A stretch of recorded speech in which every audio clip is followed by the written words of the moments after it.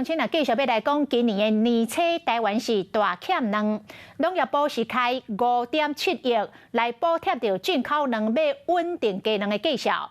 但是有立委来指控，讲其中有一间叫做乔斯的进口商，是资本额只有50万的一人公司，但是竟然是提走到农业部高达1亿7千多万的补助，互人质疑这个背后是不是有人在变鬼？咱的记者实地去找到这间的进口商，登记地是伫咧高雄公山的人家厝。这个业者的妹妹出面来反驳，讲黑白讲，佮甲记者回讲，你当作农委会拢是戆仔俗。啊，农业部嘛讲，无甲民间公司补助任何的经费，是透过中央特产会去采买这的鸡卵。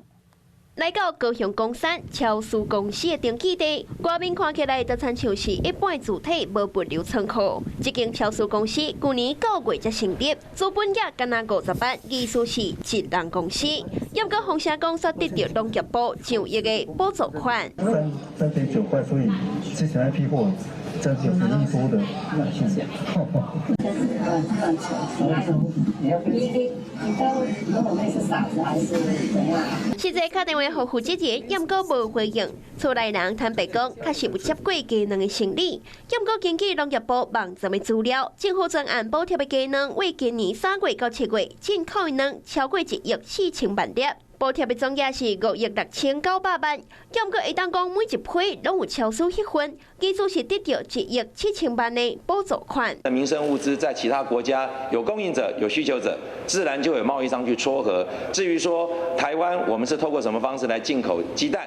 我觉得呢，这要看农业部的调度，而且一切必须依照采购法来进行。业部应该自己就应该先清查，而接下来我当然认为有这样子的事情传言发生，那相关的检调也应该有所动作。超市技术是得到农业部9亿的补助款，也过进口的数量，厂商申请不公开，嘛引发着讨论。对此，农业部嘛赶紧跳出来说明，1点多亿并不是给超市公司，而是中央畜产会委托超市去买货进来之后，相关处理的这些费用，完全没有任何的款项给民间公司。农业部强调，超市敢若收一般无营商的费用，无特别补助。